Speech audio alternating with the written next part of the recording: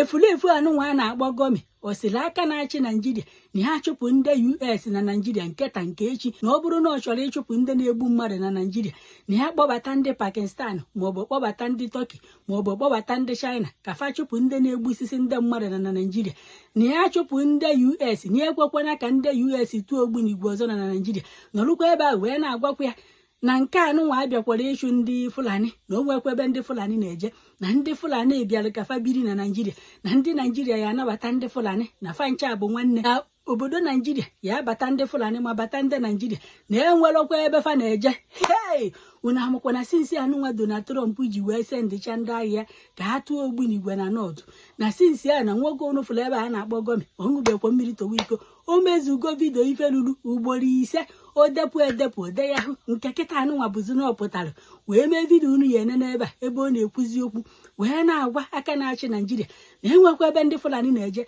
na ndị Fulani bịara ka fa biri na Naijiria na ndị Naijiria ya anabata ndị Fulani na fa abịakwara ka fa nọrọ na enwekwa ebe fa na-eje osikwa ya Donald Trump buru ogbunigwe milion wee na-abịa na fa bịara ka fa nọrọ. Hei, obodo nke a na-akpọ Naijiria wee dịka obodo enweghị prezidenti na egodo efuruefu a ya apụta na-agwazi ndị gọọmenti ifefa ya eme na-agwa prezidenti ife ọ ya eme asị ibu na onye nwa na-achị Naijiria amam ife kpata na ndị Naijiria maki họrọ Donald Trump ebe nwoke anọ ka ogbunigwe agbarie ya ntị atrisi ka kịta anụnwa ndị otu ya ndị agha ya onye buchata akpịa ọsọ na-agba ahapịa ọdọ na-akọgheri ka ọ na-amaghị ebe ọ nọ ka ọ na-aya akpụrụ nwunye ka ọ na ndị amị ya eti nwunye na nga ka ọ na-aya agbari nwunye isi ọ bụrụfe onye Igbo na-akọgheri ife a ama m ọnọdụ ọ ya anọ ma hapụ unu ka unu gee ife o kwuru.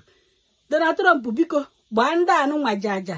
gbaa afa ka ọsa, gbaa afa ka ewi, gbaa afa ka uze, gbaa afa ka nchi, imekwanala otu onye n'imefe ebele. They are going nowhere.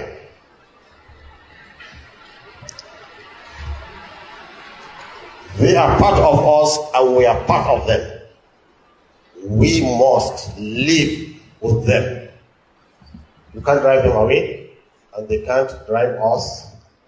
away. They are our neighbors, so we should never allow them to be our enemies. And if by any mistakes, by our actions, we have turned them into enemies, then we are finished. Because our real enemy will use them against us. As your real enemy will use your neighbor against you. And nobody knows your secret more than your neighbor. He knows when you come back and when you go out. So we should never allow herdsmen to be our enemies.